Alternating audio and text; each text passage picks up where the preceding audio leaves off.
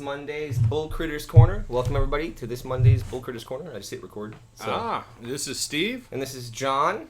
And today we're going to talk about some board games, specifically war games that we like. Yeah, war games, strategy games. Unless some people join, and then we'll just be talking about whatever it is they want to talk about. Yeah. So when you were growing up, did you play a lot of board games, war games, anything like that? Board games, definitely far too many to recount. War games, my younger wargaming was more just things like Risk. Risk. A lot of Risk, actually. Did you ever do Axis and Allies when you were younger? No, I didn't do Axis and Allies until that one night over at Josh's house. Yeah, Josh and that group, yeah. I really like, when I found Axis and Allies, it was the first time I found that a board game, like a family board game, had the level of interest. I mean, it wasn't as complex as most of the war games, but it was more complex than It was than complex Risk. enough. And so, yeah, it was complex enough. Some of these war games actually get a bit too complex. When I was growing up, my father had a Napoleon Bonaparte, like the Battle of Waterloo, Okay.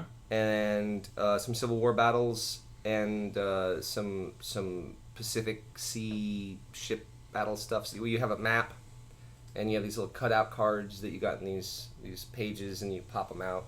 Yeah. And it was like, well, this is an X. What is that? Oh, that's infantry. Oh, this is a a square with a dot in the middle. Oh, you get some artillery here, and so you had to learn all the symbols. And then what it is pretty much. It's pretty much a computer game on paper where you have to have a calculator in order to play the game, Sure. really, because you're actually it's going. a war game. Yeah. Oh, this unit has this many soldiers. It's dug in. That means it gets a point blank, modifier to it. Oh, its morale is this, which means it gets a modifier to it. Its supply is this. This is the modifier to Wait it. just a second. I'm gonna. Sorry, I'm making a bunch of noise. Sorry about that. Yeah, and so you kind of had to balance those things against your units, the exact same things, and then you determine how many people are left, and then you write that number down. And that's how many soldiers are left in each one, and then what the new morale is, and it was long. It was the kind of game that you could have out on the table and it'd be there for quite some time. I know my dad was the type of person that would play that kind of game with friends he knew from before, with like Did through they the mail. do the play by mails? Play by mail? Yeah. I know that those were really popular for a long time. I'm assuming that there's probably still some play by mails, but now it's play by email. Yeah, but it's play by email. Actually, that makes me quite curious about play by email war games. Yeah, look at that. You got our Google comes up and already has it. There's a whole list of them you can find on Wikipedia. And I'm positive that there's so many. Grognard.com here has an entire network-based game system of play posted by posting mail. Yeah. So it's still probably alive and well. You got these 50, 60-year-old people that are probably playing it. Not they've been playing it for 30 years and they don't want to. Well, I mean, wargaming's evolved some, or not. Evolved isn't really the right word because it's always been the medium has changed. Yeah. Nowadays, the more modern wargaming, of course, there's still historical wargaming, but now you also have things like Warhammer 40K. It still has a very in-depth set of rules and really unique mechanics.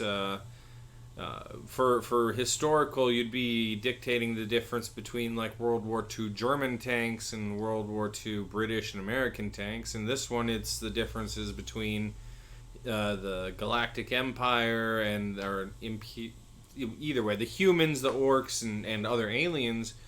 And it still gives you this range of differentiation, and a lot of tactics still comes into it, even though sometimes the mechanics of the new systems sometimes overturn sound tactics. Yeah, it's a bit less attached to reality, I'm sure. Welcome again, Commander Root. I still don't know if that's a real person.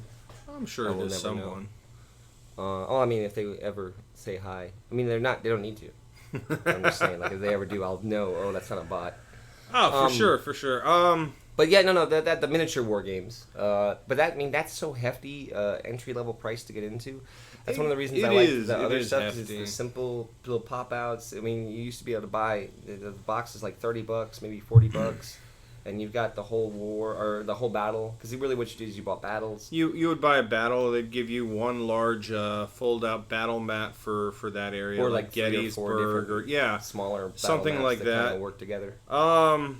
But You saw that evolution though, so you see the evolution that comes from that, and then transitions into the Mage Knights, and into the more simplified versions of the Warhammer. So even the miniature games ended up getting broke down into a more simple version as well.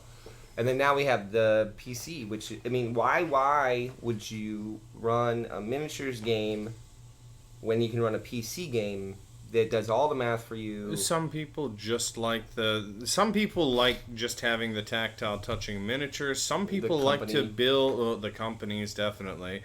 But some people just like to build terrains. I mean, I'm sure your dad loved building up, table-sized terrains. Yeah. Well, we mostly reserved that for the train set stuff. But honestly, if we did Civil War battles more, we probably could have after we already, because we did the miniatures after we had transitioned out of wargaming stuff. Okay. And so if we had them though, then we could have actually probably used miniatures to represent units and things. Yeah, and that would have been definitely. Really kind of neat. I think now at the strategy game, PC versus in real life, and the biggest difference is, in my opinion, a fog of war. Fog of war is a big thing. And that's why I loved that Gen Con, that 03, right? 03 we went? Yeah, it was 03. So in 03, me and Steve went to Gen Con, and we, you get event tickets, and you go to all these different events and things. And one of the event tickets we got was for this, strategy game. And we go up there and we play it. And what it is it's me and Steve on a team versus 2 full-grown men. Because we're both teenagers at this point. I think we were 16 or 17 at the time? They've got to be in their late 30s, 40s at least. And there's a big table with a map on it. And then they have their own map, and we have our own map, right? We had a hand map. Like a hand map. And then there's a judge who knows where both our units are and their units are, and then dictates when we see each other and what happens on the battlefield. And I really feel like if I could play a local game where that like a tournament, and there's a judge, and you have to fight, and then I would be willing to go do a whole war. You pay a membership for 1 full year. And once a week you go down and you play a battle or something. Or you play a battle over the course of 1 full month, once a week. Yeah. And then that resolves, and then you go to the next battle and you get points increased for more units or equipment and stuff like that, and break it down. How long did that thing take us? I think it was, 2 or 3 hours? About 3 hours, I'd say, something like that, It was an interesting... But that was, we devastated. It wasn't a long, prolonged thing. No. We completely destroyed our opponents. They just didn't have... Their tactical approach was not very sound. We knew the road they were coming down, and they made no effort to really... Plus, I did the oldest trick in the book, which is... hell, it's even in the Braveheart movie, which, just as a reference. You take one unit, and you make it look as though they're just chilling and walking and whatever, and when they see the enemy, they run away like they're scared. Yeah. And the enemy pursues them because they want to strike while the iron's hot, and then you just run them straight into a crossfire ambush, and that worked. And I was so surprised it worked. I thought at most the first bits are gonna surprise, and then that's gonna give me enough time to really set my line and get where I need. I didn't realize they were all gonna come down the pipe. Yeah, they brought everyone down the pipe. You had infantry dug in on the hill, and your cannons dug in on the hill. I had 2 units of, I think, 8 cannons on top of a hill, and then all of my infantry was lining forests on the sides. And technically that was if that happened in real life, I would have probably got a lot of friendly fire casualties as well. Because it wasn't a crossfire that was diagonal, it was a crossfire straight across from each other. Yeah, that probably wasn't the best. But... Well, what can you say? Shoot low. Shoot low. Take their legs out. And the other thing that got me is they didn't defend their supply train at all. Yeah, they left their supply train when they gave chase. So you had all the reconnaissance, you had all the cavalry that we had. Because that's how we split it up. I'll take the defensive posture, you take the cavalry, you start poking around. And when you were poking around, you split up your units so that you had a good spread. And then you're like, oh wait, that's the army's over there. John sees and we see where the army is. And but there's a supply train, completely undefended. What do you know? Yeah. And so... if I could do that like once a week for like Even if it were once a month. Even if it was once a month, like for once a month at $60 a year, I would be willing to pay to go to a place where there's a judge who like is willing to. Now imagine taking that concept, right, and marrying it with another concept that I think we both kind of fell in love with, even though we never played. You remember Legend of the Five Rings, the card game. Depending on how people played and what people they supported during the grand tournaments, it affected the flow of the story. Yeah, that's how. Like, so imagine you have a year-long campaign. You fight once a month. You're not the only person fighting. Each at the beginning of the year, you put on teams, or you choose teams. You come in with teams, and there might even be more than 2 teams. But each of these teams have some play in this war, and so it's not just you. Oh, you did really good in that battle. Well, there's 4 battles every month, and the other guy, on his week or his day of some week when he battled, it didn't go well for him, and now we have this like, how much better are you? How much did you affect their supplies? Or like for instance, in your situation where you destroyed their entire supply line. Well, hell, the next battle they're at 20% less of the amount of soldiers and supply they need, or something to that effect, and then you can even add like little storyline features or promotions. It would be really interesting to marry the two ideas together. Yeah, like imagine if you had a full scale battle too. Like imagine if you could get enough support, enough people paying that you could actually hire enough people to actually support a grand battle where there's a big battle board that's a fog of war, and until like Sedgwick's unit says, "Hey, we see these people here," and report back to the judge, almost, that doesn't get put up on the map. It's almost like doing, the Pro Tour qualifiers and then Pro Tour. Yeah, it would be a bunch of smelly nerds in a big hall, and I bet you could get a lot of different nerds though than you normally see. Like you would get more of the military aficionados. I think it could be interesting. I think it'd be really good. And I really do. You know what? I know we're on strategy games, and that's what we're talking about. Can I came up with an idea for a TV show yesterday. You might have. It's completely off tangent. So, okay, Steve, would you watch this TV show? Survivor. But what we do is we actually grab you. We put you on an island. The island has been propagated with small game and different berries and different edible things around the island. Before you go on that island, you can get a loadout. So you can pick from a certain amount of things that you get to pick from, like taking hemp rope with you or a knife with you, or all of these things. And so what you do is you get like 10 people or so, and you get an island in international waters, right? And you put them on there, and it's real Survivor. It's like you get you have a GPS red button, and we don't come pick you up until you hit that red button. Now, if you're dying right now and you took too long to hit that red button because of your pride, and we don't get there in time, that's still your ass. Okay. And murder isn't against the rules of the game, but it's definitely not promoted, because before you even get down there, we let you know, like, okay, you might kill somebody to survive here, but just know you have to come back to the U.S. So when you come back, everybody's going to know what you are and what you did, and it's not illegal because it's international waters, but like, I'm just letting you know, like.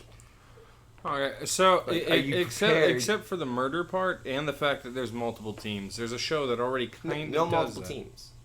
Everybody's individual. If you choose to form teams to okay. survive, that's on you. The multiple people part isn't in this, but you get a loadout, which really is just one item, and you have to go survive for an X amount of days, and you have a big red button, so if you decide to tap, it's called Scared and Naked.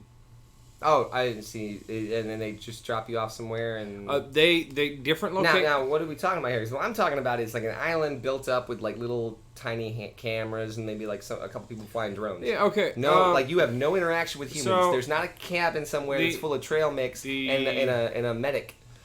The interactions are the people there have a camera. The people that actually get put there. Naked and Afraid? Naked and Afraid.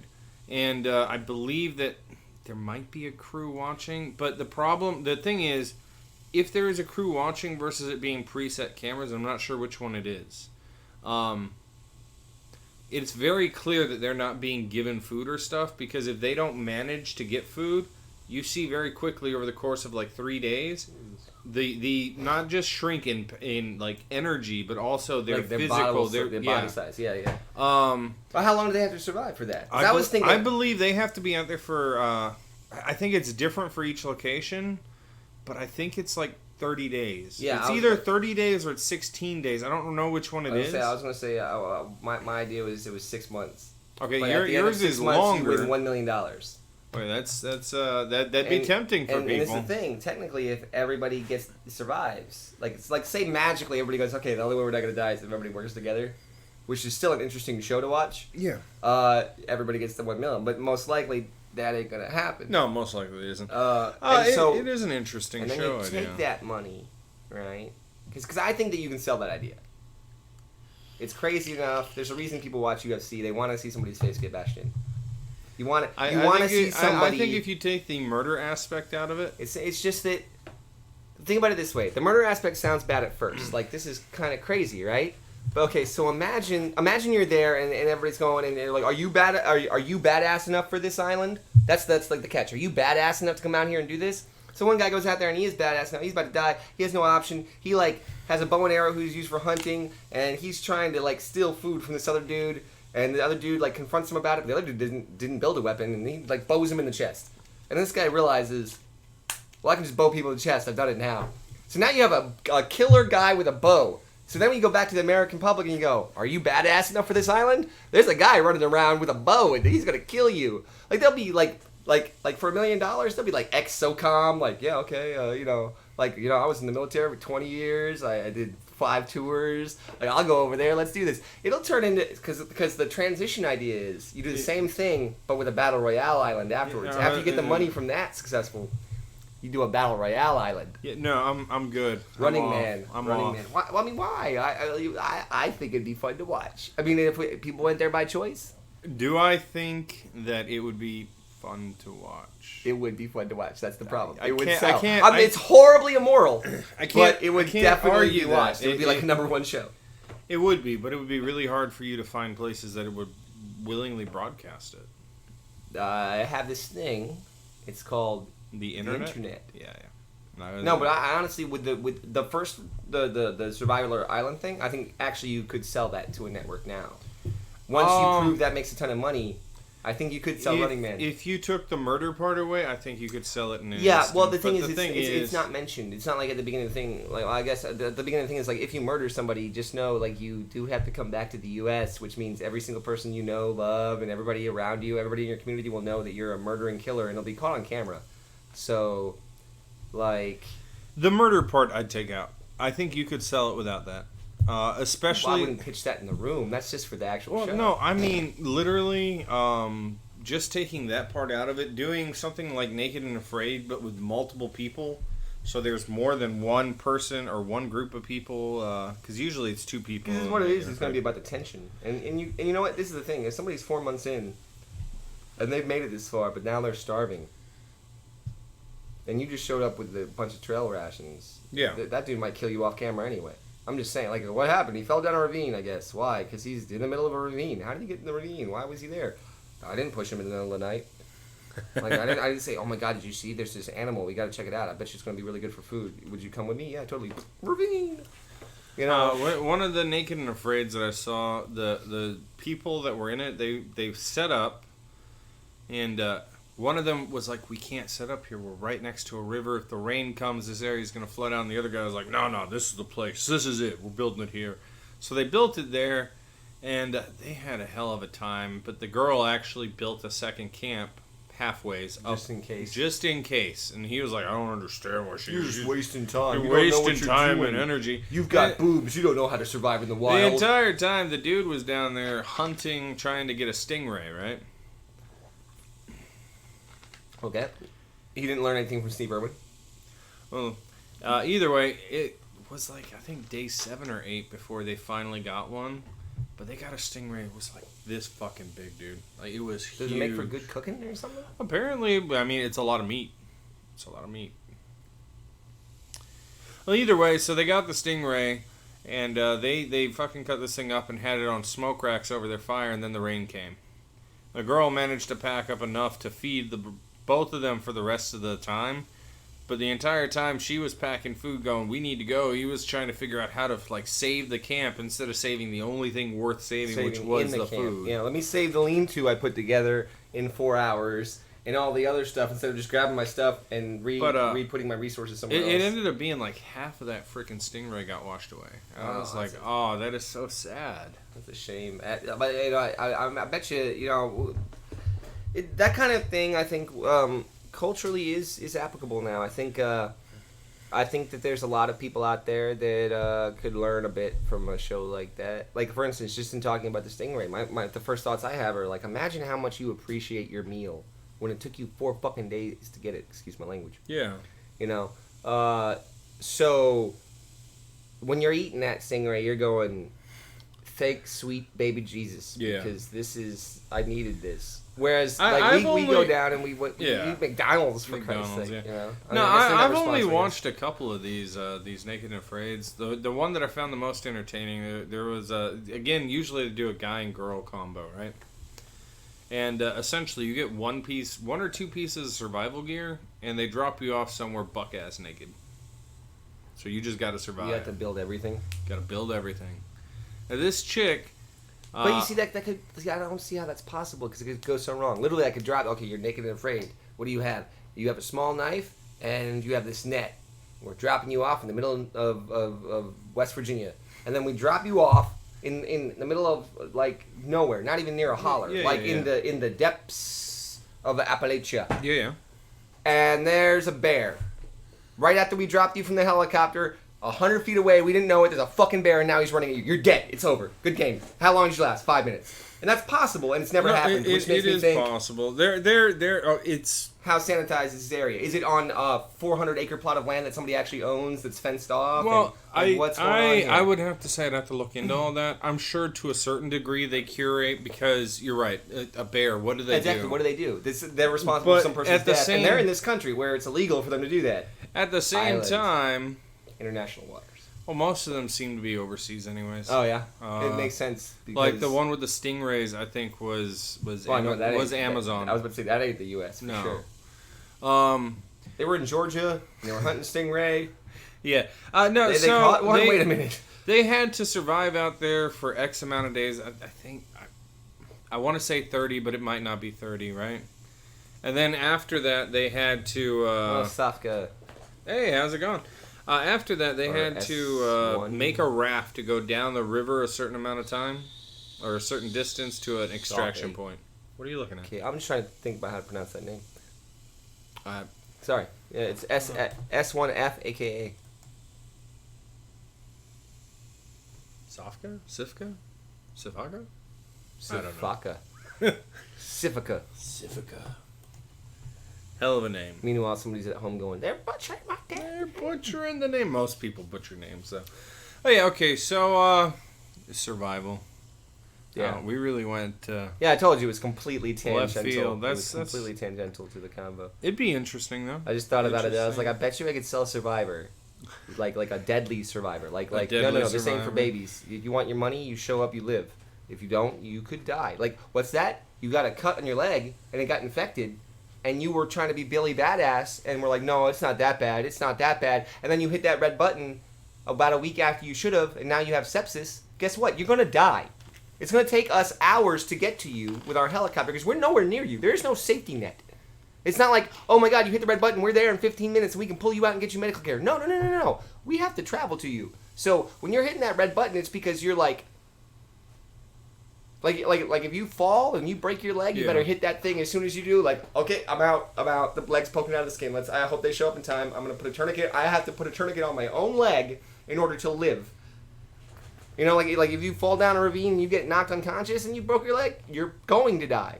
We're not going like some guy's gonna be back on the thing going, hey, Bill just fell down the ravine on the monitor. His leg's poking out. Did he hit the thing? No, he's unconscious. Well, we don't know if you want to leave. So I don't think you could leave that in. Why? If you were selling it to a network. Why? Well, I mean, it depends on the network. It was hilarious. I was saying it depends on the network, right? And I said, all I got to do is find a network with no morals. And I was telling Mena about that idea yesterday. And as soon as I said that, you know what he said? Fox. we're gonna move away from that topic now. Yeah, no, but No, we're well, moving no, away. I mean as a network in general, not as just Fox News and Fox is a different network, sir. Okay. But if you look at Fox, they've always been on the edge of doing the craziest Family Guy stuff like that. That was edgy when it came out. Yeah, You know, it was that's they've always been the ones to push that edge. FX as well, HBO, but I don't think you could sell that show to HBO. It's not their format. They don't do weekly So since reality. we do a lot of talking about D&D or role playing in general, how would you translate something like this survival idea into a D&D game? Well, I would probably look at it similar to like a paranoia thing, where what it is this idea of everybody it can be working together. Like you're working together because you're all in the same room role playing anyway, right? Okay. Because the concept would be if you're role playing a game like this, the one of the worst things I imagine you could do for tempo would be to engage this player for 30 minutes of their individual time by themselves surviving on this island. Don't hit the table. Engage this player for 30 minutes. Engage that player for 30 minutes. Meanwhile, this guy's just sat for an hour. I think if you're gonna do it with multiple players, especially if you're Lord of the separating Flies is them, the role-playing game. it would be little 5-minute, like I was doing with the Star Wars game last week, where when you guys were at the table, I let them do a little bit of gambling, and then I was like, okay, we're gonna come back to you, John. What are you doing? You left Joey twice in his Jawa, though. I felt bad for Joey when you came back to me the second time. Because like, oh, you haven't been to Joey yet. The reason I wasn't giving the Jawa as much time, honestly, is because he was also running Wrecked. And Yeah. we had discussed beforehand, since he's running both characters, he's like, honestly, I kind of want to play the droid more.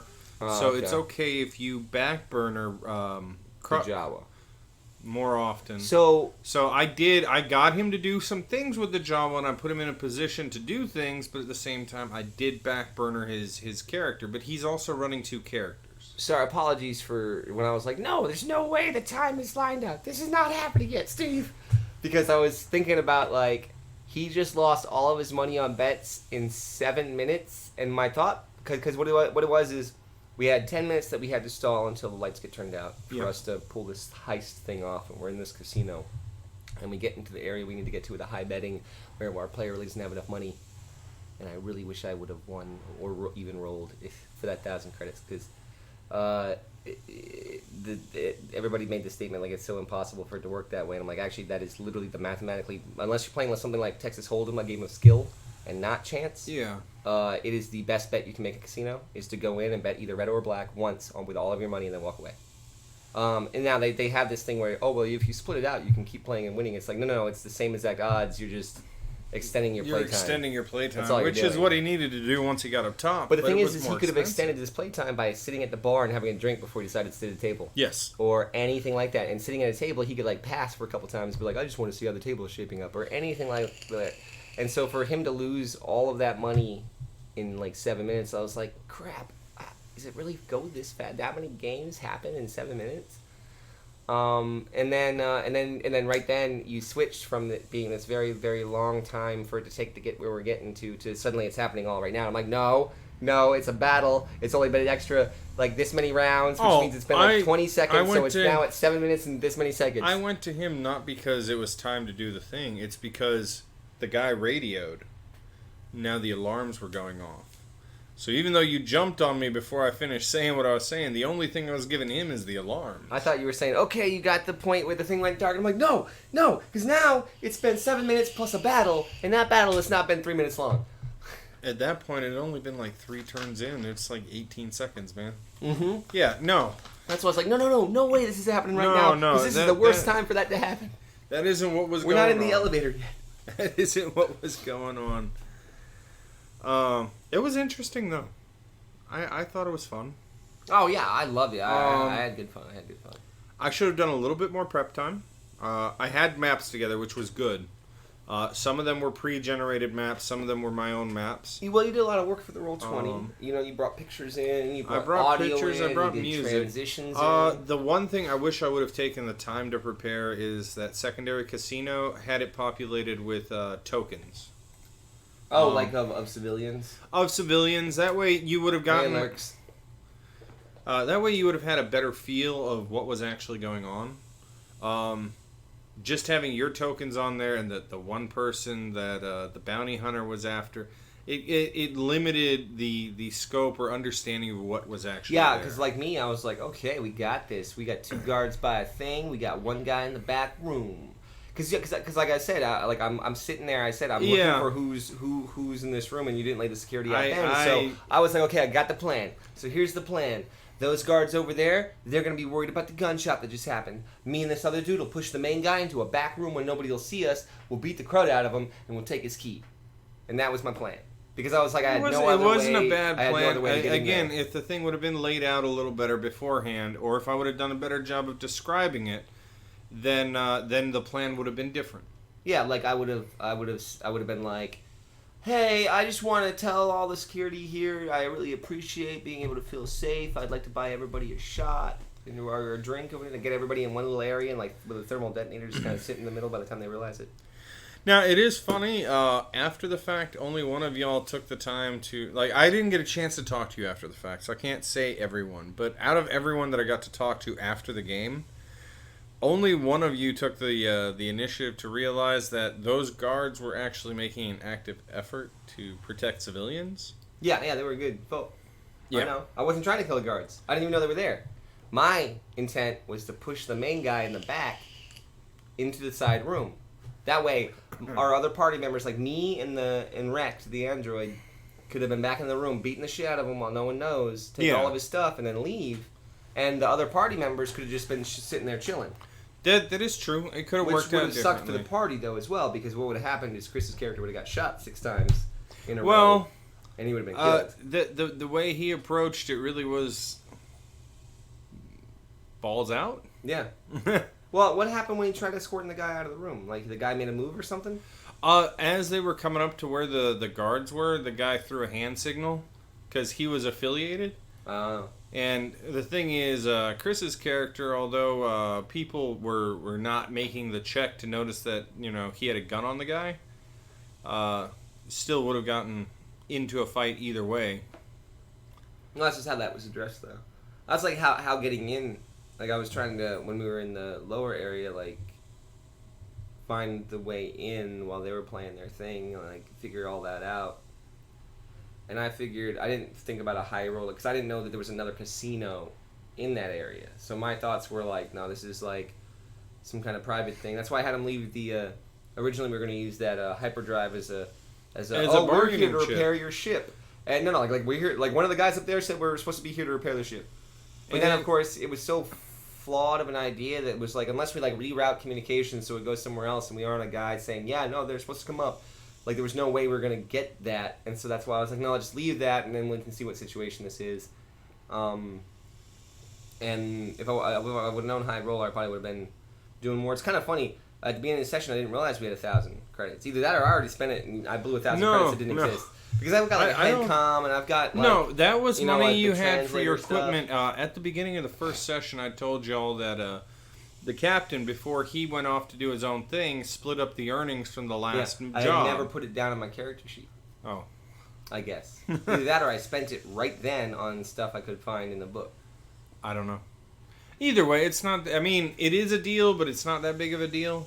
Well, not with how much. Well, even $1,000 thrown away. I don't feel bad about that at all in this game. Like in the D&D game, a land shark killed 2 horses that I bought at the beginning of the game with the help of somebody else's money. Yeah. And so that actually was a huge blow, because that gold is hard to come by. Yeah. Whereas in the Star Wars, it's like, we got a $20,000 ship here, we got a $10,000, we got this here, we're good to go. Speaking of that, I know this is off topic, but I'm going to ask you right now anyways. Could you look up the rights and privileges on the original XCOM's battle music? Yeah, I can find out. I mean, it's probably not open. But it probably isn't, but I'd like to check, because if I can use it, I kind of would like to.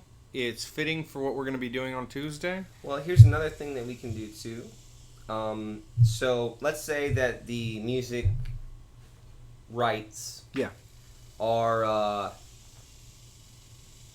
owned in gaming in perpetuity for XCOM. Otherwise, XCOM owns those to be used in the game for ad infinitum. Yeah. You know?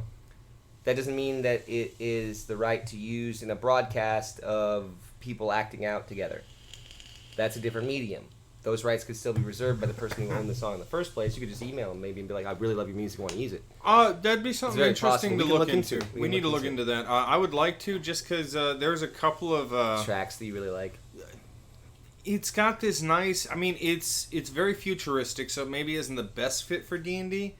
But when you think of some of the dungeons that we have planned... Plus the theme. Yeah, the theme of the world we're in right now is... this world that I mean, can we talk about? Yeah, we can talk about it. This world and what it's based on and the inspiration for it. Sure. Yeah, I don't think there's an issue with that. So the inspiration for the idea being like Yawgmoth and Phyrexia from and this idea from that Magic the Gathering, definitely this entity like that we're calling the area is called Dithrin. Dithrin.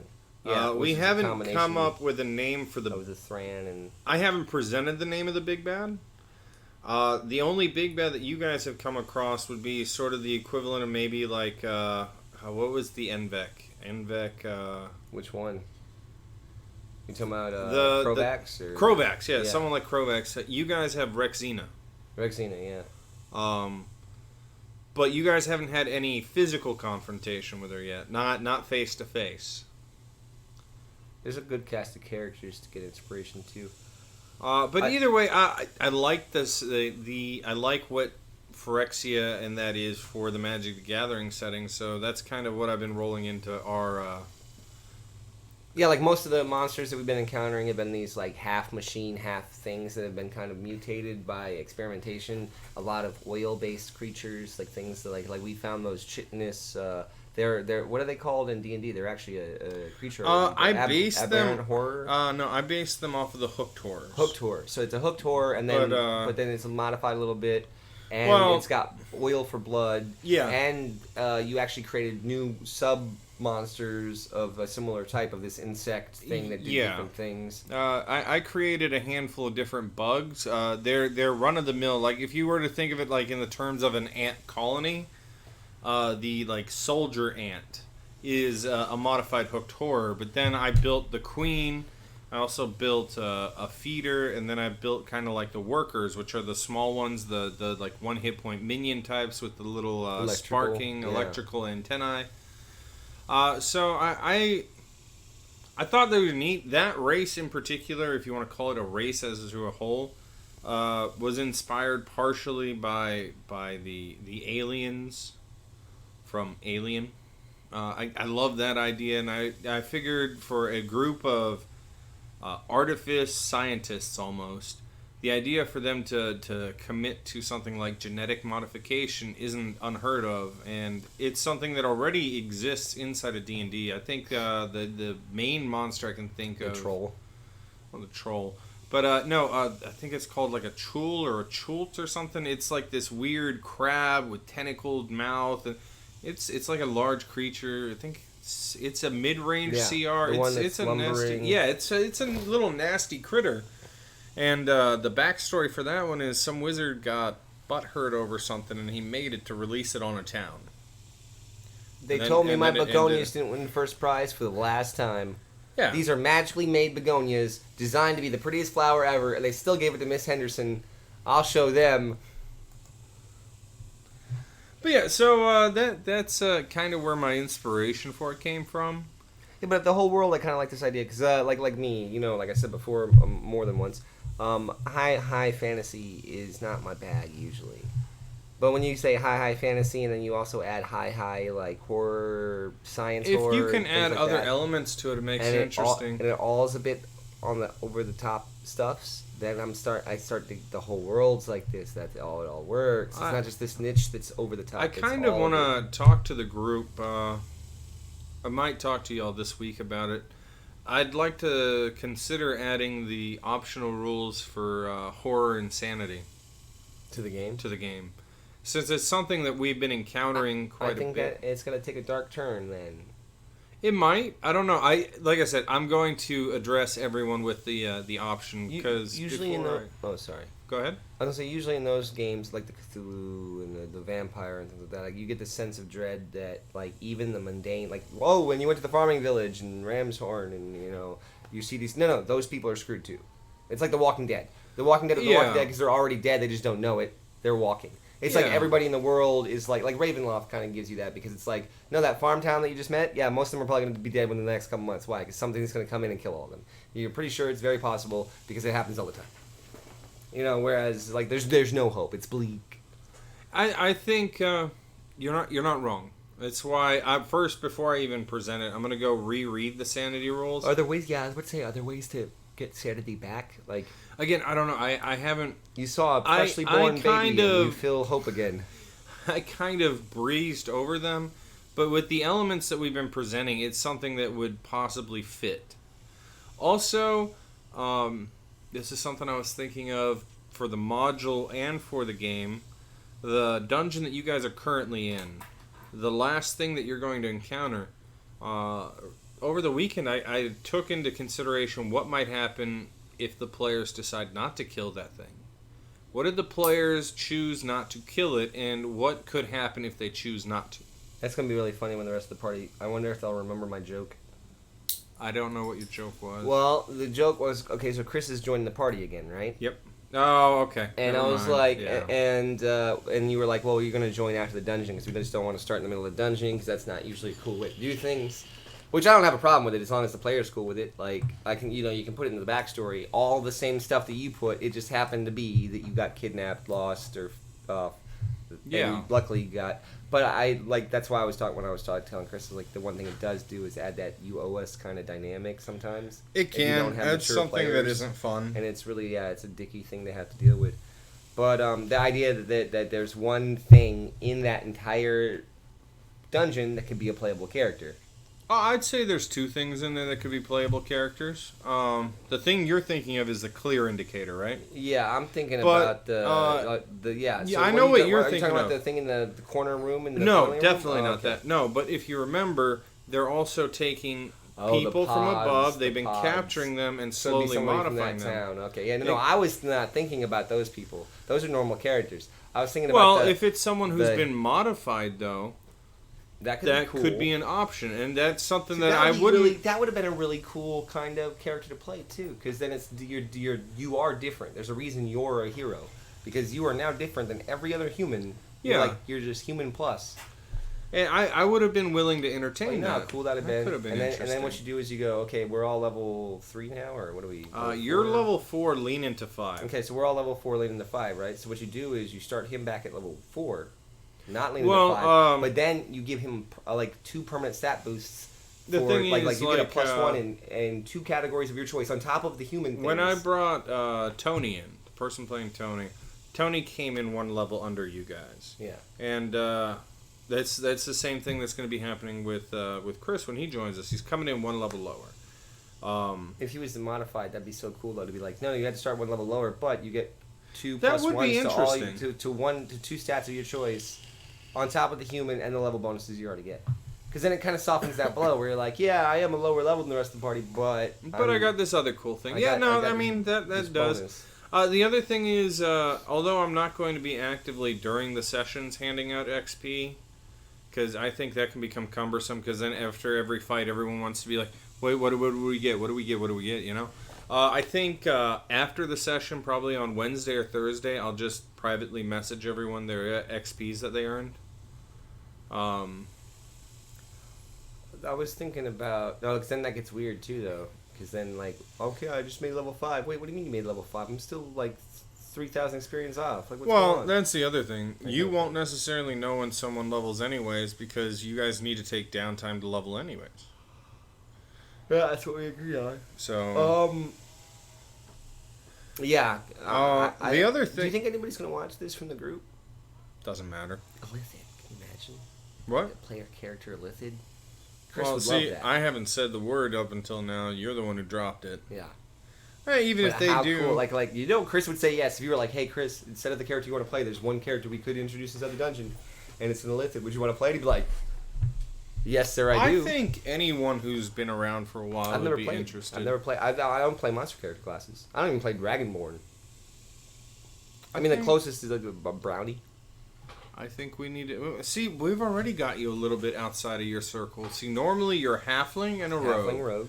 And this time you're playing a human cleric. Like you're almost completely This isn't the first time I opposite played a spec- human cleric. It's the It's n- second no, time. it's because not- the first no. time was because It's I not the wanted to be first time. diverse. It's not the first time you played it, but it is outside of your norm, Oh, which yeah, is yeah. great.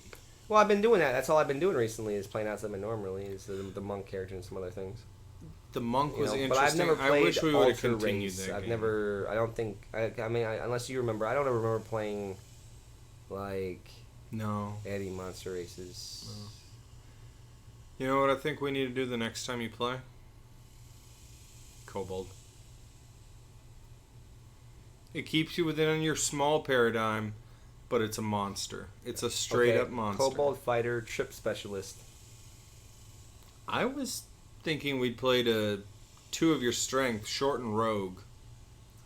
But instead of like your standard sticky rogue, I'm thinking trapsmith. Traps. Maybe gorilla fighting. A gorilla fighting trapsmith. No. A kobold who thinks he is a kobold paladin of a good god. Okay. That's not a dragon. He's very conflicted Oh, okay. emotionally. So I was He's gonna got say big this sounds problems. like a character I was building for one of Chris's games. I have a kobold whose name is Platt, and outwardly he presents. And I have to say outwardly. Outwardly he presents as a paladin of Bahamut. He's actually a paladin of Tiamat on a quest to recover stolen dragon eggs. Nice. You even gave your DM a story hook. Yep. Isn't that convenient? But I'm presenting as a good paladin. Like, even though I'm a very evil paladin, like, everything I do... So you do this good thing and you're like, it's for the greater evil. Well, the entire purpose of this character, I forget what the name of the oath is, but it's the oath where your goal is to complete a task. My task is to recover these dragon eggs. Someone stole these eggs. I don't care who it is, and I don't care who I have to align myself with to get them back. So my character... You are a zealot. Yeah. A zealot. A mega zealot. Up until we get to the eggs, I'm going to do whatever it takes to keep these guys, whoever they are, helping me get my job done. Yeah. Because the mission's more important than anything else. Hey, Tade. And, a host me raffle, I'm pretty sure is a bot. Probably. You could say hi to him anyways. Hi, host me raffle bot. I don't know if that game's ever gonna go though. Not that there's. It was one that was pitched, and some of those players have fallen off since then. So I don't know. But either it was an interesting concept to build. Anybody who is in here, after we get done with this, we're actually going to be posting, or if anybody does see this, we've got a YouTube page. We're going to be posting a new short video. It's about 13 minutes long, and it's going to be running through modified chase rules for D&D 5th Ed. And that'll be up today as soon as we get done broadcasting this. That's actually a great idea. It'll be up. We've been sitting on that for a little bit. And what were we thinking about on Wednesday? No, Wednesday we're going to be doing this again. Yeah, so we're going to be broadcasting this we on need Wednesday to post from 1 that to up 2. on our Facebook and our Okay. Twitter. Cool. And reach out and see if anybody's interested in coming down to watch. Yep. Starting sometime in this next few weeks, I will be using this channel to play some PC games. Yeah, off and on in the evenings. We're probably not going to solidly schedule the times, but we're going to be looking at getting some just gaming as far as video games. It'll be a good mix. So real quick, going back to the strategy games we started, war games we started with. What about PC? What are your favorite or your top lists if you can remember? See, I don't play a lot of war games per se. I play a lot of like what are they, 5X or whatever, the strategy games. That's is that a war game? Well, no, it's a strategy game. With the war game is just a type of strategy game. I think XCOM is a strategy game. So I mean that's technically a battle map. XCOM really is a close to war game. Yeah. XCOM. I played a lot of XCOM. The original, not the newer one. A squad-based battle game. Squad-based battle game. Not the new ones. I mean, I played the new ones, but the ones that I fell in love with, the ones that really dug me into that series, was the original XCOM Enemy Unknown. Yeah, XCOM Enemy Unknown was amazing. The full first XCOM series is the first ones that I really liked that I thought were really good were Civil War Generals by Sierra.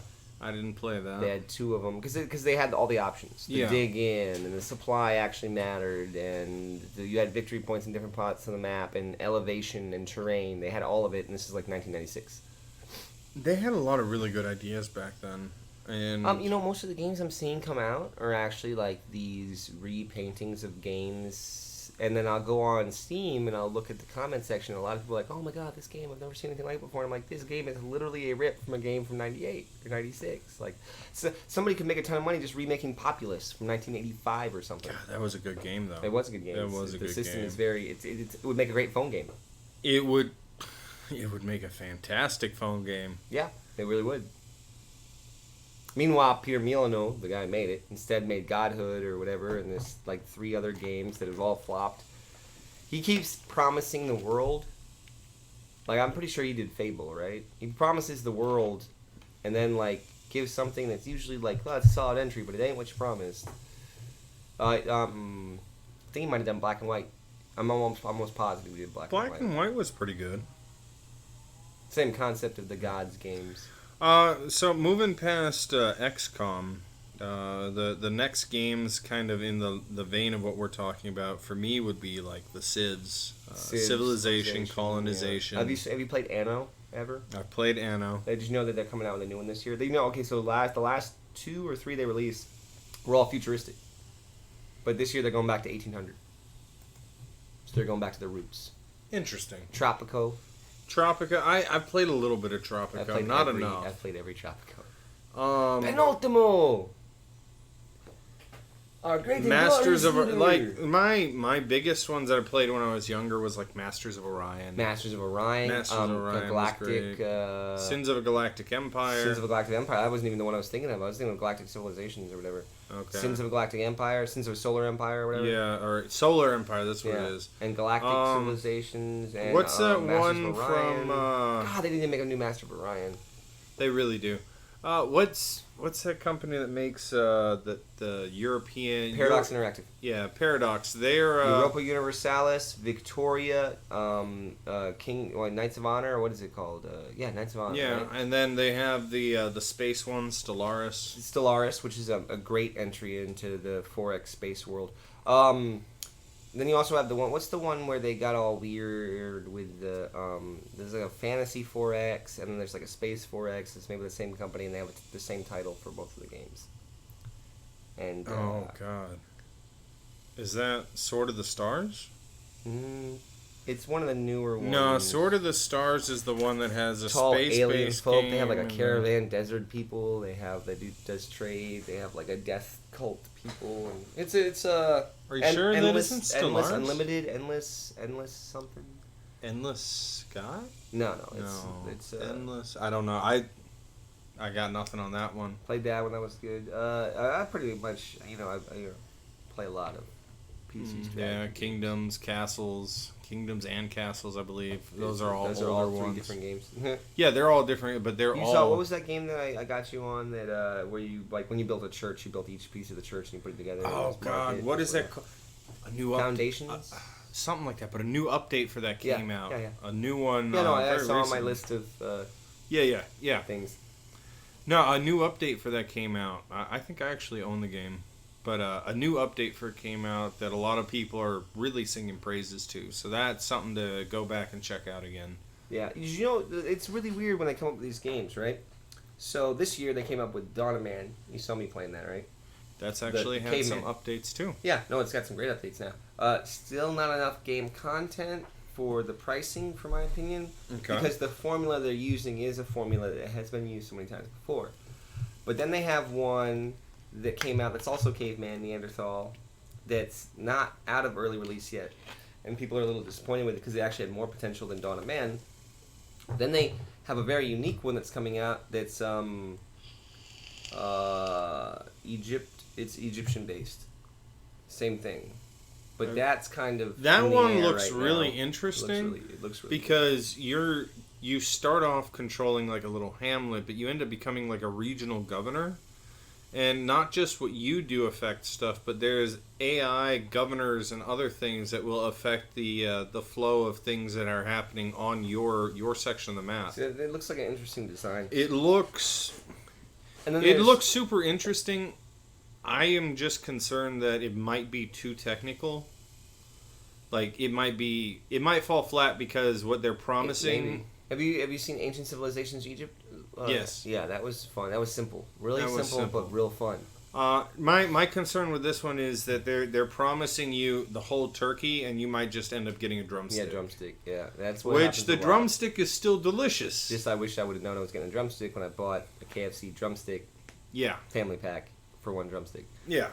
No, there's two. Okay, so in the D&D game where we did Dawn of Worlds, where you create a game. Yeah.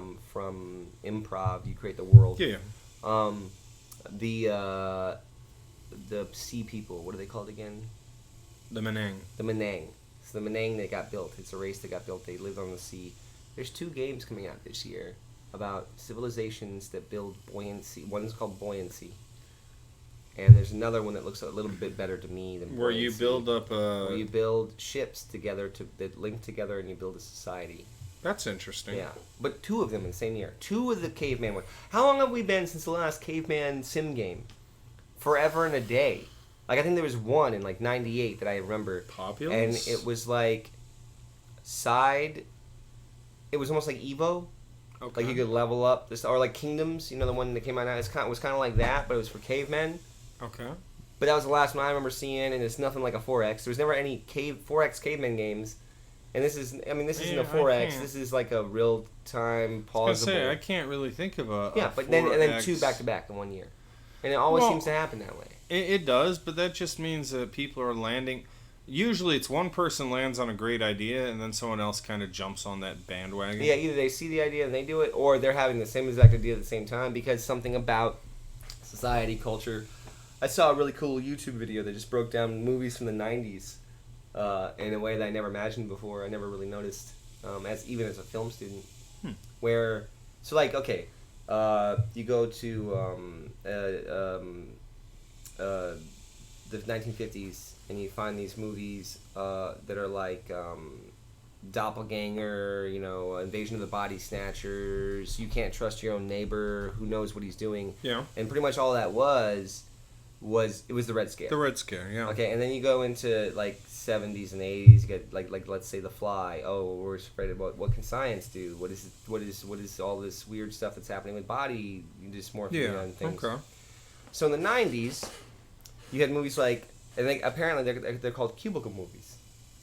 You have Office Space, American Beauty, Fight Club. All of these movies are about rebelling against a calm system where there is no eventfulness. Yeah. You have a perfectly fine life and you could just keep going and die. And nothing will ever come and kill you. Nothing will ever come and harm you. And there's no adventure. It's not that you're rebelling against you have to go find adventure. That's oppressive. You're rebelling against the mundane. Yeah, you're rebelling against entropy and just sitting. Yeah. And it's very and so as a reflection of society, like you could tell, like where is our peak? Even in the Matrix cubicle movie at the very beginning, Morpheus even says like, this is the world that you think you know. This is the world as it was when humanity was at its peak. Yeah. And then you think about that line and you go back and you go, wow, it was at its peak. It was so much at its peak in the United States, at least for the general not to bring up the political realm into this, but for the white male that doesn't have to worry about all the other social issues that are occurring. Yeah. It was the best moment because it was like, what do I have to do? Well, I'm getting paid, and let's redefine that even more. The white, upper class, middle, and better male. Yeah, because, that dude who's working in a factory in West Virginia and got no benefits from it. But, so American Beauty, what he's tired of his job. His wife is happy. Oh, it's an amazing film. In my opinion, it was. Go ahead. It was the film when I was like 16. I saw it and I was like, oh, it's all all y'all are. Oh, adults are all dude. Okay, I thought that y'all had an understanding and a plan. I didn't realize all y'all are just unhappy. Finish your other thought. Well, it's about a guy who goes through a midlife crisis, and so his wife is trying to be a real estate agent, and she puts on this happy housewife. They have white picket fence with roses, and they eat dinner together to classical music and all this other stuff. But it's all a facade. It's all a thinly veiled facade of just this turmoil and and they fuck. Like there's a dinner scene where they're eating and the music's playing, and like he just talked about how he quit his job because what he does is he goes in and they give him this thing where like, look, man, your number, your thing isn't exactly where we really need you to be, working harder. And I mean, if you don't want to get fired, what you're gonna have to do is you're gonna have to write a paper why you should keep your job and give it to us. And so he like writes this. I think he writes it. If not, but what he ends up doing is he pretty much says like, I come to work, and after like, I the only happiness in my day is when I jack off, and all I want to do is not put a bullet in my face. Pretty much, it's like the general gist of what he's saying. And the guy's like, "What the hell is this, man? You're out, you're rocker." And he's like, "Well, can you prove you didn't tell me I could keep my job if I gave you a blowjob, or if I let you give me a blowjob?" And then his boss is like, "What?" And he walks out with like a year's pay and some of the shit he wanted to keep from his office. And he was done. And he got a job at McDonald's because he wanted a job with zero responsibility. He was done. He was tired of it all. Okay. And then his wife gives him crap at this dinner scene, right? Like about how like you're not taking things seriously, and like he gets up with his plate, like all calmly, and he just tosses it against the wall and it breaks, and like that's this line through this calmness that's just. And he's like, and from now on, because they listen to like Perry Como in classical music and the old music, and he's like, and from now on, each night somebody gets to pick what music we play, like you know what I mean? All these things that he had been just taking and letting happen because I don't want to rock the boat. And I saw that right before my midlife crisis actually, and it was good though. It was a good midlife crisis. I think he was a little creepy. He like started hitting on his daughter's friend. Okay. Well, not okay. So he wasn't hitting on her, but he was doing like she looked at him and like, oh, you got nice shoulders, and like she was flirting with him, and like, he's a little overweight and stuff, and so he's like looking at himself in the mirror like, oh my god, I'm overweight, and so he starts working out, and then like he's like in the kitchen, like he's not trying to be like, oh, she's here, let me just take my shirt off and walk in front of her, but like, he happens to be in the kitchen with his shirt off, drinking, and she comes in and sees him, and she flirts more, and it makes him feel like. Yeah, I got this. But, it's still creepy because he starts having these dreams and thoughts about her, That like, sexually. Yeah. Like, he goes and sees it because his daughter's in cheerleading and she's a cheerleader, too. And, like, he, like, just kind of goes out. Yeah. And, you got to think about how suppressed your sexuality is when that's where you had to go. But it's like me, I've been in a relationship where I left and I afterwards I go out with somebody a ton younger because it makes you feel like, oh, you're desirable and, oh, you know what I mean? And you find this person, but you forget that, like, young people don't, like, I would never date somebody under 25. They don't know what they want yet. Yeah. Well. Yeah. American Beauty. If you haven't seen it, watch it. It's totally worth a watch. For sure. And that's how we get from strategy games and war games to Kevin Spacey, who is an actor who's more creepy than his character, who was lusting after a 17-year-old girl. We're going to leave all of that behind. We're going to say, have a good afternoon. We'll see you on Wednesday at 1 if you want to come check us out. And like I said, on YouTube, there'll be a... yeah, we're going to get our short up today, and hopefully within another week we'll have the next one out. So, thanks for coming out. Y'all have a great afternoon. This has been Steve. And John. And this is the Bullcritters Corner.